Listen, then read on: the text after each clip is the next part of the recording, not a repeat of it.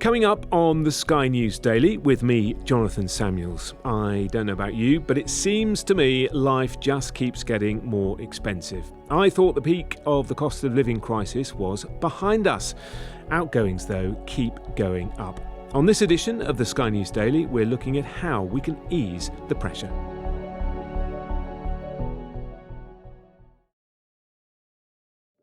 So in just a few days, the kids are going back to school, and that means buying books, uniforms, packed lunches and all the rest of it. And before we know it, our fingers will be hovering over the thermostat and our thoughts will be turning to the festive celebrations. But at what cost? Both food and energy prices are on the rise again. Remember back in October 2022 when inflation hit its highest level in 40 years, a whopping 11.1%. It seemed then things could only get better, and on paper it has. Today's inflation is at 3.8%.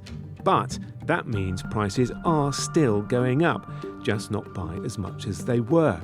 So why does everything keep getting more expensive? And when will this inflationary hangover ever end? In a moment, we'll speak to Jess Sharp from the Sky News Money blog. She's got some brilliant money-saving tips, so stick around for that. First of all, Paul Kelso is our business correspondent. Paul, great to have you on the podcast. There have been dribs and drabs of news from the past couple of weeks that all seem to be pointing towards one trend, that things are getting more expensive. First of all, tell us, how do we work out the cost of things like food inflation? Where do the figures come from? The main collection of these numbers is done by the Office for National Statistics, which uses various methods to compile inflation figures because it looks across the board at all kinds of indicators of what's happening to prices. When it comes to food inflation, for example, they monitor baskets of goods. They look at the cost of stuff. They have measures to ensure that they're comparing prices across the board, and they then compare those numbers month on month and year on year. And the main numbers that we rely on when we talk about, on the whole, when we talk about headline inflation rate and then the various elements that make it up, food, fuel, whatever it might be, housing, is we look at year-on-year numbers. Well, let's talk a bit more about food then, because it certainly feels, doesn't it, when you go shopping that things are getting more expensive. That basket of goods that you talk about, what has it gone from and what is it at now? The latest figures, July's numbers for food inflation from the Office for National Statistics, put food inflation at 4.9%. That was an increase, a small increase on the previous month's figure, but it continues a trend. If we recall, after Russia's invasion of Ukraine, that had an enormous upwards impact on food prices because Ukraine, as people became familiar, is the source of grains, cooking oil as a consequence, and fertiliser, hugely consequential in food production. Food prices went through the roof. They then fell back, and they fell back actually below the rate of consumer price inflation. But in the last couple of months, that has flipped, and food is once again running ahead of the headline rate of inflation. So CPI inflation 3.8%. Food inflation 4.9%. So there is upward pressure on food. And that really matters because food is a non-negotiable. It's not a luxury, albeit we can adjust our shopping accordingly. We still need it. We can't avoid it. It makes up a huge proportion of our spend and really the biggest proportion of all of those on low incomes.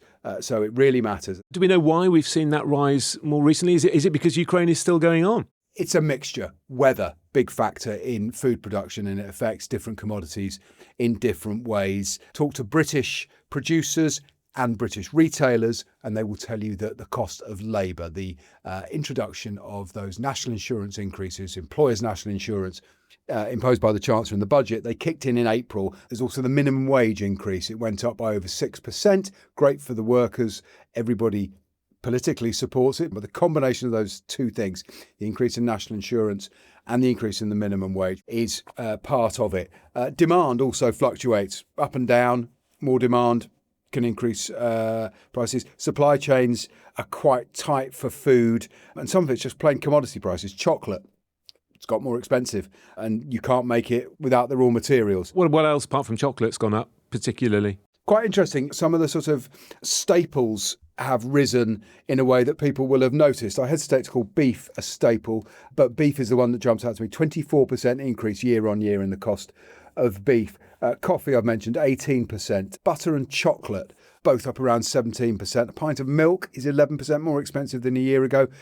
Bakery goods, kind of stuff you might buy for breakfast to go with your cup of coffee, 7% increase. So you can see a broad range of stuff. Yeah, I mean, you can live without chocolate, arguably, but butter and milk and baked goods, it's a bit harder, isn't it?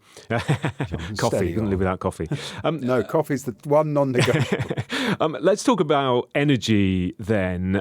Food obviously is one part of the picture, but energy prices going up yet again. I mentioned Ukraine, and without turning it into a recent history lesson, that was the huge impact on prices, was the energy crisis as it became. Again, that has passed, and energy prices have levelled off in the last 18 months because gas prices have levelled off.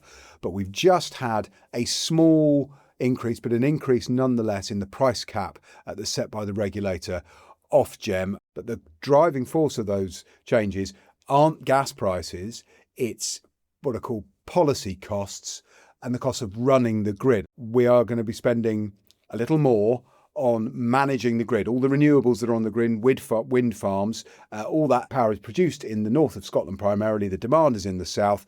The grid can't always cope with managing, literally transporting that grid. So it pays wind farms to switch off. One of the perverse impacts of the energy transition, people hate it. It's going to add about £1.50 to your monthly bill, also adding about the same amount. The government has extended something called the Warm Homes Discount, which is a payment of £150 to those on lowest incomes. So that's a choice again. Now, altogether, that's not very much, £35 a year, but it is striking, and the cost of the energy transition and net zero is becoming more and more politically salient. It is the fact that those costs have pushed up bills even slightly. You can see has been getting a lot of negative coverage, and I suspect will continue to if energy prices bump around the level they are now, even if gas prices are falling. So inflation, the Bank of England forecast inflation to peak at around 4% in the autumn and then hopefully start coming down. But of course, for now, everything seems to be expensive. Petrol, rent, flying. You know, if you take a flight abroad on holiday, that's gone up as well.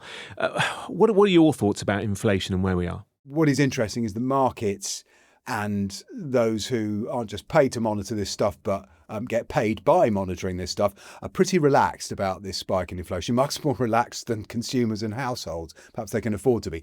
But they feel that the reasoning they have for the decline in inflation is sound. Another reason is interest rates have fallen, right? So that should help push down inflation.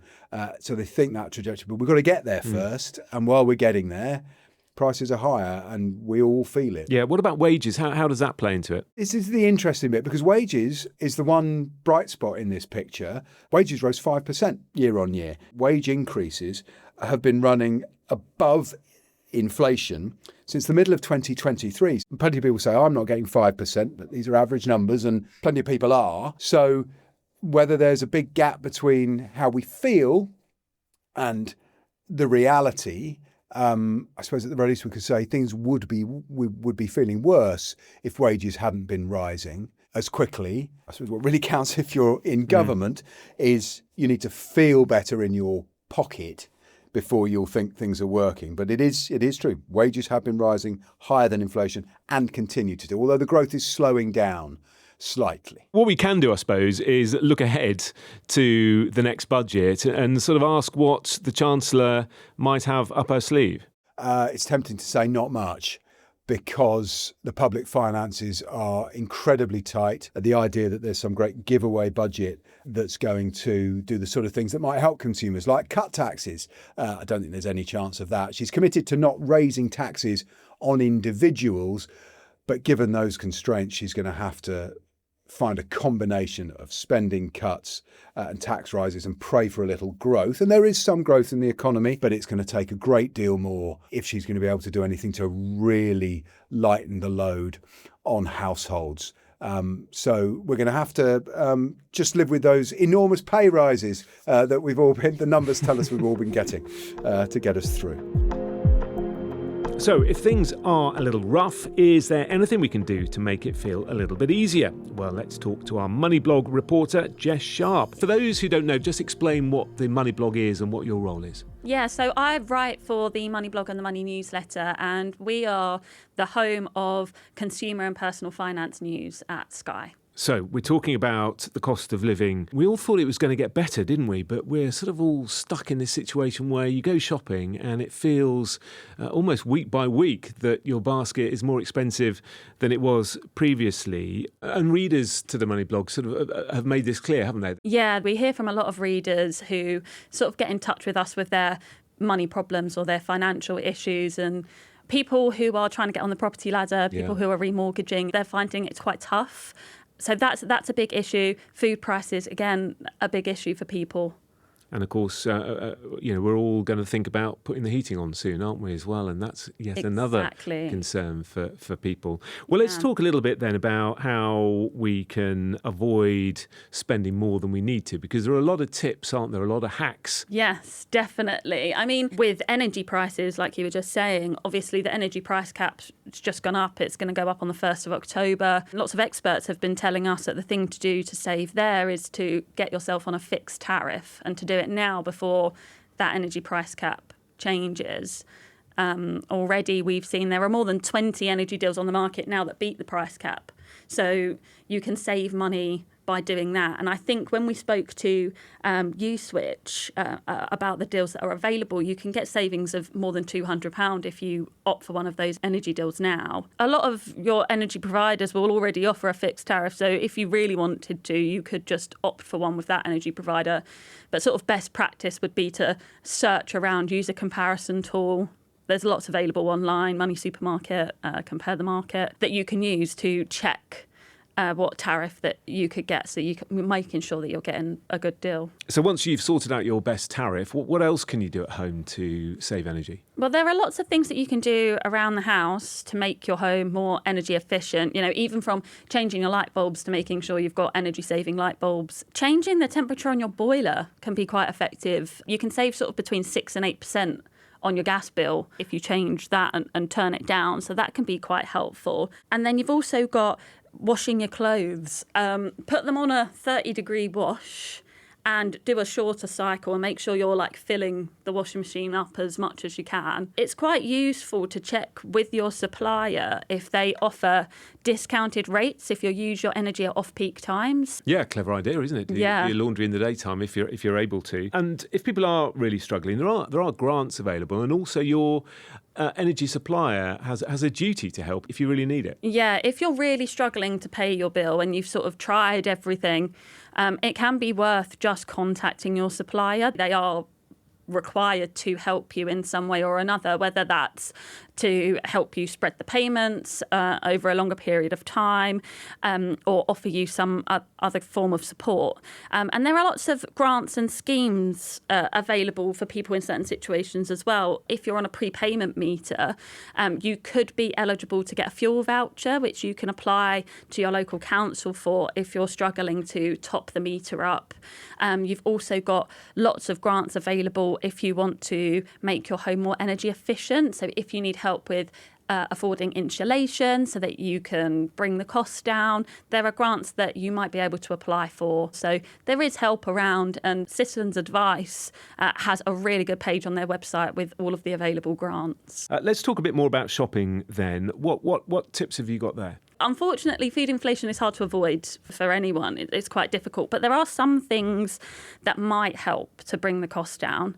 And a lot of these things are better to do all together rather than just trying one and expecting a massive difference. The first one is looking out for yellow sticker items. They sort of go on those items that are coming to the end of their shelf life and sort of need to be eaten in the next 24 hours or so. We actually went to all of the supermarkets and asked them specifically what time those products go on sale. They're not going to tell you that, are they, Jess? No, unfortunately. Nice try. Unfortunately, they wouldn't tell us. But sort of anecdotally, we know that they tend to do them in the afternoon and in the evening. And we've seen lots of people online saying that the peak time sort of seems to be between 6 o'clock and 8 o'clock at night. So if you're looking to bag a bargain, that might be a good time to go. Yeah, just before dinner. Yeah, exactly. What about things like gift vouchers and cashback. This is a really handy tip, and it's one that I've used quite often, actually, not just in supermarkets, but in other stores as well. But there are lots of cashback apps that you can download on your phone. The way that they work is you'd go around and do your food shop, and once you know how much it's going to be, you would go onto the app and buy a gift card through the app for the store. You'll get cash back off of that, and that will be credited to your account, and you can then use it on a voucher for somewhere else. So that can be quite good. Top Cashback is the app that I've used. There are different deals running all the time, and if you are signing up for the first time, there's might be a special offer on as well on different stores. So that can be quite a useful way to save some money. And loyalty schemes, obviously, are another one, aren't they? And this is the thing, because you might find if you are a Tesco shopper, you've got a club card, which makes sense. But if you're in a situation where you're not at Tesco and your closest supermarket is Sainsbury's, you find that you can't get the discount because you don't have a Nectar card. So I think, personally, it's better to sign up for as many loyalty schemes as you can. And so then if you ever catch yourself not at your regular supermarket, you can still get those discounts that are available rather than forking out more money for essentially no reason other than you haven't put your email in. And what about where they put goods in shops? Do they hide the cheaper stuff, hoping you won't find it, or am I just being cynical? No. I think, you have to be aware of the psychological tricks that they play on you. We all know about the middle aisle trick, that's where your eye's drawn to. So it's best to keep your eyes open around the shop. But we also found that some products can be cheaper if you find them in the world food aisle. So one of the Moneyblog team was at a Tesco Express, and things like spices or coconut water, they found were cheaper in the world food aisle than they were in other parts of the store. It might mean that you have to buy a bigger quantity, because that's how you would get the discount. But ultimately, you'd be saving money. I have found that being more organised helps as well save money. So I will try not to go to the supermarket hungry. I'll go after I've had lunch and write a list. Taking a list is really key, I think, just to keep you on track. I don't think there's anything worse than doing a food shop and then coming home and realising actually you don't have enough dinners for the week because you've just impulse bought rather than planning out all the ingredients that you need. So I think planning out what you'd like to have for dinner, so sort of prepping 7 meals and putting all of the things that you would need onto a list and then going to the shop and making sure you have those ingredients is a really good way to cut costs. Never go on an empty stomach, because it's a bad idea, isn't it? That's always a bad idea. What are you having for dinner tonight then? What's on your list? Do you know what? It's quite boring, but I think I'm having spaghetti bolognese tonight. Bolognese, good choice. Yeah. And just before we let you go, Jess, you're working on thousands more tips, aren't you, on all sorts of things, not just food and energy, but car insurance, holidays. Where do people go? Yeah, you can find that in the Money blog, which is on the Sky News website or the Sky News app. But we've also got our free money newsletter that goes out every Friday, and that comes with a guaranteed tip of the week. So you can subscribe to that on the Sky News site, and then you're guaranteed to get a tip. And hopefully you'll be able to use it over the weekend. Great to have you on. Thank you very much. Thank Enjoy you your so bolognese. Thank you.